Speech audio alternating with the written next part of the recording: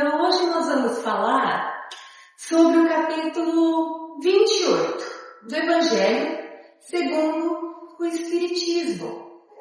Capítulo 28, o último capítulo, onde Allan Kardec, o codificador, organizador da doutrina espírita, traz uma lista de preces para nos amparar nas mais diversas situações. Nesse mesmo capítulo, Allan Kardec e os espíritos da codificação nos ensinam que o principal de uma oração, de uma prece, é o sentimento verdadeiro e a boa vontade.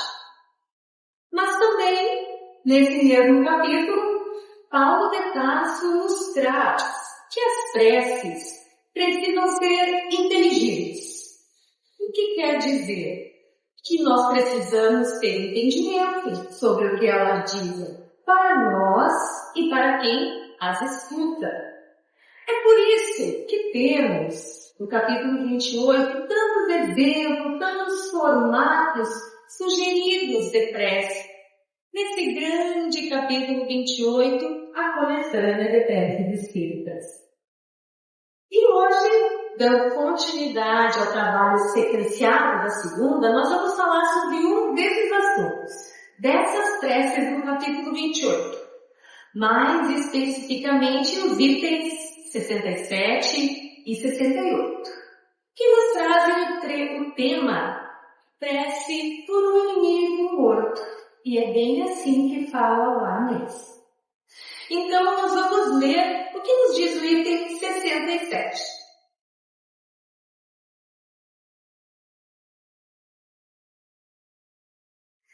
A caridade para com nossos inimigos deve acompanhá-los mesmo após o seu desencargo. Devemos pensar que o mal que eles nos fizeram foi para nós uma prova, que pode ser útil ao nosso adiantamento, se dela soubermos tirar proveito. Ela pode ser mais útil do que as aflições puramente materiais. Muitas vezes, para superar o mal que nos fazem, é preciso juntar nossa coragem, nossa resignação com a caridade e com a nossa capacidade de esquecer as ofensas. E aí ele recomenda o estudo do capítulo 10 e do capítulo 12 do Evangelho segundo o Espiritismo. Mas o que é um inimigo? Para o dicionário da língua portuguesa, inimigo é aquele que está em oposição, que é contrário a nós. Mas e para o Espiritismo, o que é um inimigo? No capítulo 28, então, este item 67, vai nos dizer que o Espiritismo, que para o Espiritismo, o inimigo não é aquela figura que surgiu assim do nada. E é muito pouco provável que tenhamos conseguido esse inimigo aqui nesta existência. Quase sempre é um conflito que vem de existências passadas, de outras reencarnações. Estão conseguindo escutar pela chuva? Tá. Mas, para que nos reencontramos com esses inimigos? Para que nos reencontramos se são nossos inimigos? Alguém tem algum palpite? Tem? Exatamente. Para a gente ter uma oportunidade de reparação. E se nós não conseguirmos nos reajustar? O inimigo que parte para o outro plano vai assim em paz e a gente fica em paz aqui e tá tudo bem? Será? Esses inimigos que passam para o outro plano passam a ser chamados de obsessores. É o que nos fala no capítulo 10 do Evangelho segundo o Espiritismo. E para nós que ficamos? O que o Evangelho diz para nós que ficamos?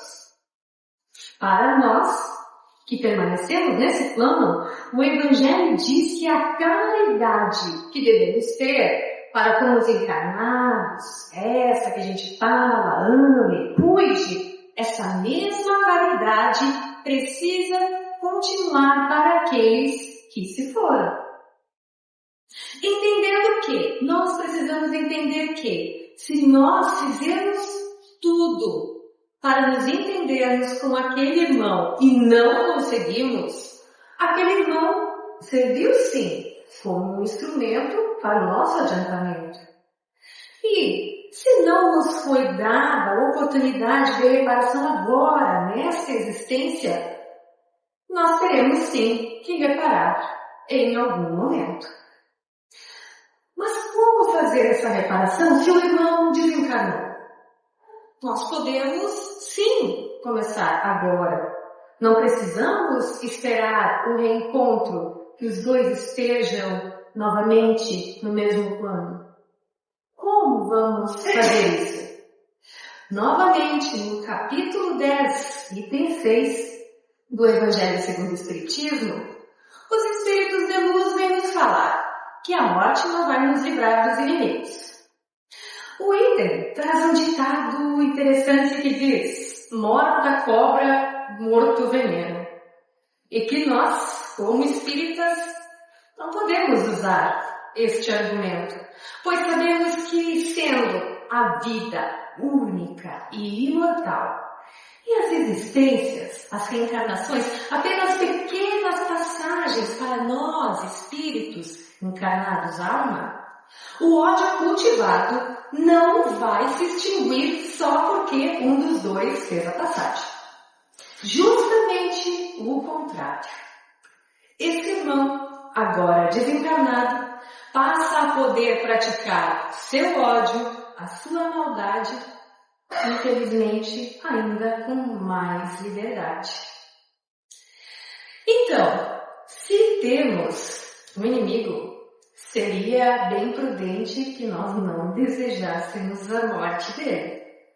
É preferível querermos ele bem vivo, porque ele pode ser ainda bem mais perigoso desencarnado. É claro que, brincadeiras à parte, verdade é que esse irmão vai sim aproveitar essa liberdade sem o corpo físico e pode nos atormentar nos nossos pontos fracos, nas coisas importantes da nossa vida. Essa passagem do Evangelho também vem nos falar que esse grau de constrangimento qual esses espíritos podem nos submeter se dividem ali em algumas fases, que nós podemos chamar de obsessão, subjugação e possessão. Nessas 3 fases, o inimigo desencarnado vai agir como que pela força, querendo o mal, realmente o mal, diretamente. Mas existe ainda uma outra categoria na qual ele pode agir, por astúcia, por inteligência, que nós chamamos de fascinação. Se nas 3 primeiras, esse inimigo desencarnado quer o nosso mal diretamente, na fascinação, ele vai ser astuto. Ele vai agir pelo nosso ego, causando danos a longo prazo. É importante esse conhecimento para nos assustar? Não.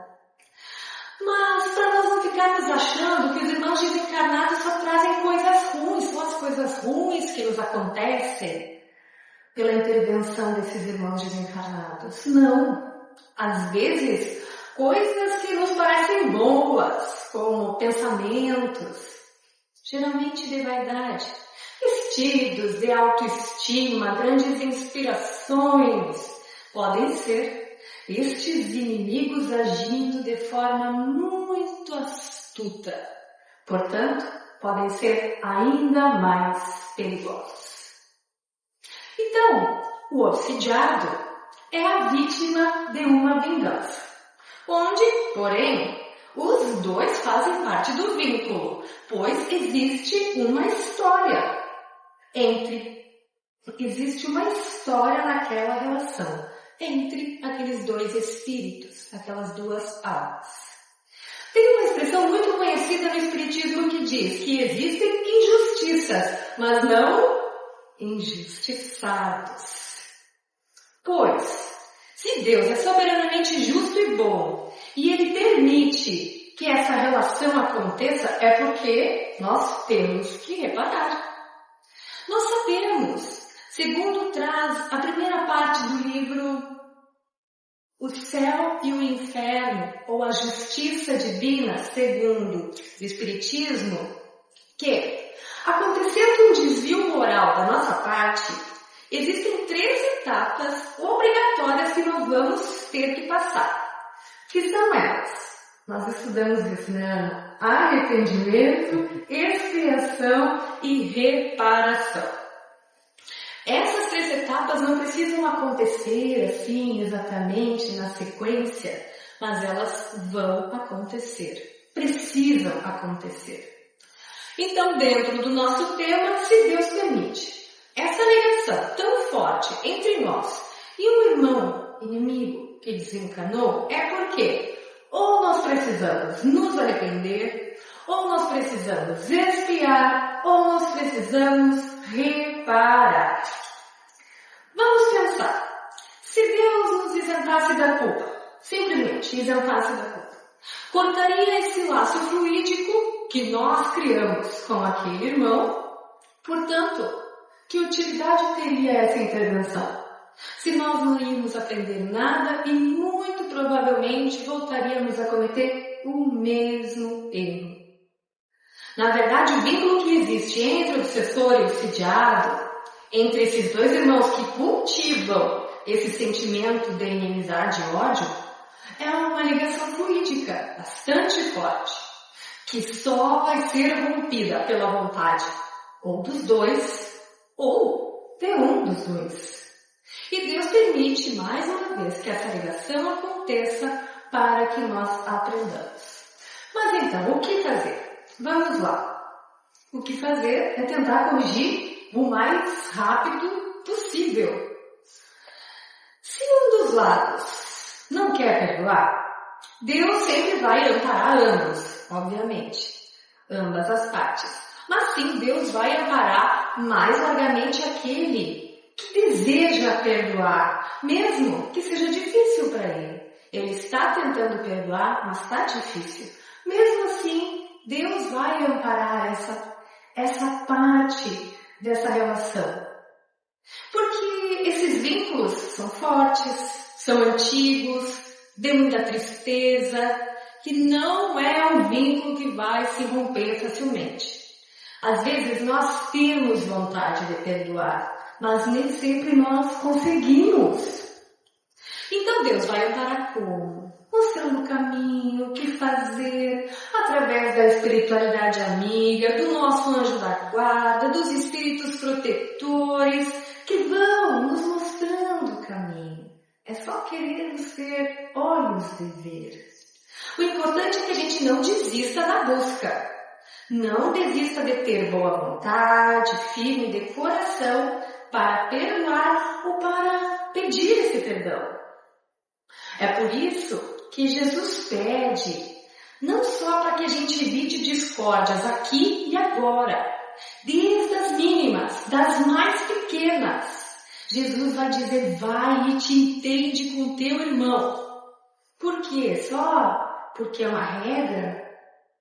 Não, porque Jesus está nos alertando dos grandes problemas que esses desafetos, que as inimizades, que os inimigos vão nos trazer nas relações futuras. E ele diz, nenhum ceitil deixará de ser pago. Nos disse o Mestre, não sairão enquanto não pagarem o último centavo. E é por isso que nós precisamos tanto buscar o conhecimento, o entendimento de como funciona essa justiça divina para não nos revoltarmos e para sabermos como agir. Novamente no livro Céu e Inferno, ou a Justiça Divina segundo o Espiritismo, agora na segunda parte, nós temos casos de irmãos que, evocados por Allan Kardec, vieram contar Como foi a sua passagem sofrida devido a essas relações tão mal cultivadas no plano carnal? Fica sempre a indicação da leitura desse livro que nos ensina tanto. O capítulo 12 do Evangelho segundo o Espiritismo, Ame seus inimigos, sugere que devemos passar por essas situações de inimizade resignados, não inertes. Não é passar sem fazer nada, fingir que esqueci, vou seguir a vida.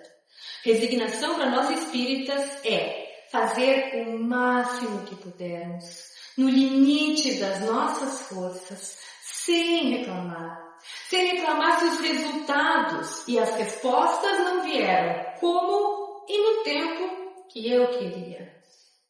É importante lembrar que o nosso planeta, como diz o capítulo 12, o planeta Terra é de provas e expiações, indo para um planeta de regeneração, habitado por espíritos de terceira ordem, na escala moral, nós todos. E o que isso quer dizer? Quer dizer que nós estamos no início da nossa caminhada. Jesus é o espírito mais puro que nós conhecemos e vejamos o quanto estamos longe dele na escala moral. O quanto temos que caminhar. Portanto, se estamos no início, se somos espíritos de terceira ordem, aqui encarnados, os espíritos desencarnados que nos rodeiam também são. Nós temos que parar com essa infantilidade de achar que os desencarnados são anjos. Porque isso seria acreditar que, quando nós morremos, nós viramos santos. Ou ficamos perfeitos. O que sabemos que não acontece. Porque a evolução não dá saltos. Ou então, que os espíritos bons vão para um lugar especial. Que os espíritos que não estão bons vão para outros e ficam lá trancados para a eternidade. Isso são conceitos que não existem para o espiritismo. Não aceitamos estes conceitos. E se sabemos disso, e também sabemos que devemos ter misericórdia para com os encarnados, cuidar deles, perdoar, por que não vamos ter com os desencarnados? Deus não distingue encarnados de desencarnados. Somos todos filhos dele. Por que nós vamos fazer este tipo de seleção antes de decidir se vamos perdoar ou não? O capítulo 12 ainda lembra que antigamente acreditava-se que os deuses eram bravos, ofendiam-se, então se ofereciam sacrifícios na intenção de que eles se acalmassem. Depois passaram a chamá-los de demônios. E hoje o Espiritismo explica que estes seres são irmãos que deixaram a Terra, deixaram o corpo cheios de raiva. E estes irmãos podem ser inclusive uns de nós, se não cultivarmos a nossa mente enquanto estamos aqui. E como fazemos para que eles sintam a nossa boa vontade? Eles vão sentir através da paz, do amor e da caridade. Com amor. Mas como nós vamos demonstrar esse amor para estes irmãos desencarnados cheios de ódio? Através da nossa boa vontade, que é o que temos. Do sentimento, através da paciência, de esperar o tempo de cada um, inclusive o tempo deles em nos dar o seu perdão. E a caridade? Como vamos demonstrar caridade para com os irmãos desencarnados? Nós já vimos que a caridade podemos fazer com palavras, podemos fazer com pensamentos, podemos fazer com ações. Nós podemos e devemos fazer a caridade, mas especialmente ser exemplos. E aos poucos, estes irmãos que estariam ali, obsidiando, sentirão, através da nossa demonstração, a nossa mudança, mas a nossa mudança verdadeira.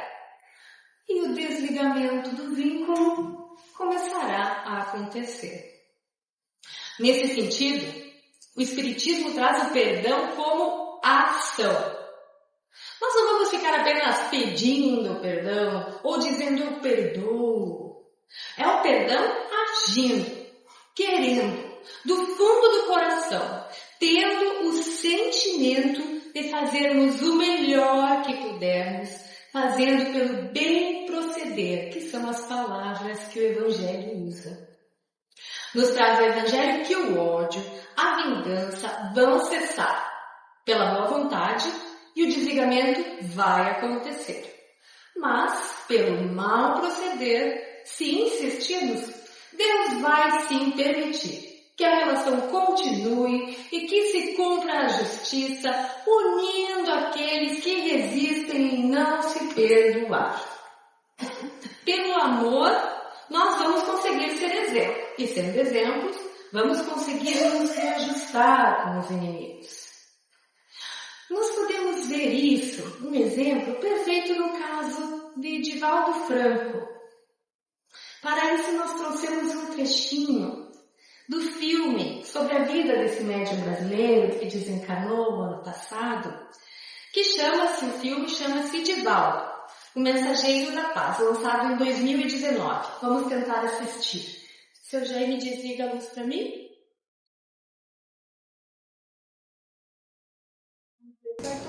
Quem é burro sempre parece. Tem me dar algum conselho nobre? Alguma orientação sobre a criança? Não. Só quero saber que coisa é essa aí. Não é coisa. A menina.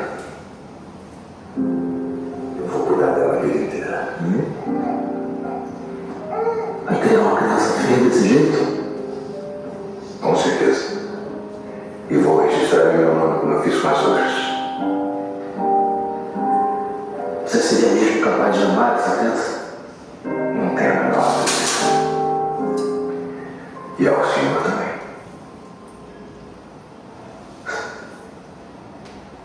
Amar a mim? Sim.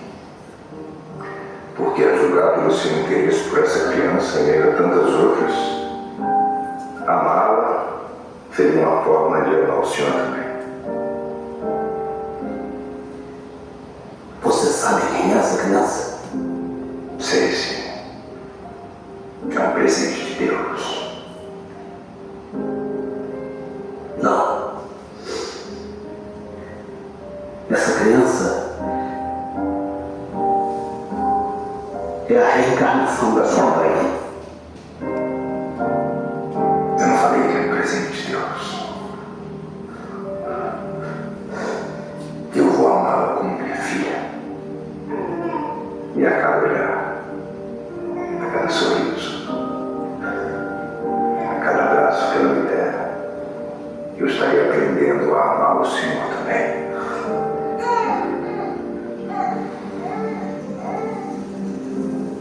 Eu sou, sim, o espírito daquela pessoa que me induziu ao suicídio. Mas eu não sou mais aquela pessoa. Eu reconheço minha dívida. Mas eu não quero pagar com minha morte. Eu quero pagar minha dívida com amor.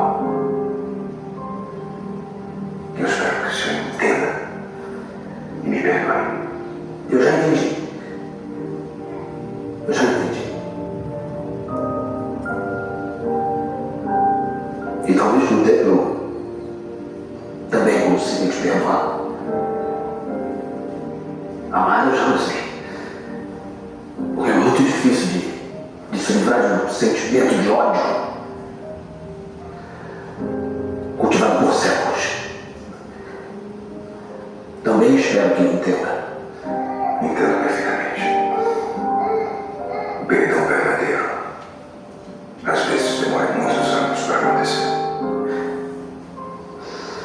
Mas se continuarmos nos alimentando de ódio e de vingança, permaneceremos acorrentados um ao outro por muito tempo ainda. O processo evolutivo nos vincula uns aos outros de uma maneira tão perfeita que só nos resta uma alternativa para curar suas feridas.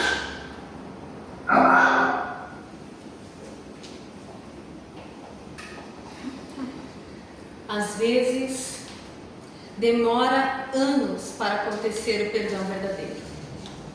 Mas, se continuarmos alimentados de ódio, de vingança, permaneceremos acorrentados uns aos outros muito tempo ainda. O processo evolutivo nos vincula uns aos outros de uma maneira tão perfeita que só nos resta uma alternativa para curar as nossas feridas: amar. Que assim seja. E para encerrar, vamos fazer a prece que traz aqui no Evangelho, a prece por um inimigo morto.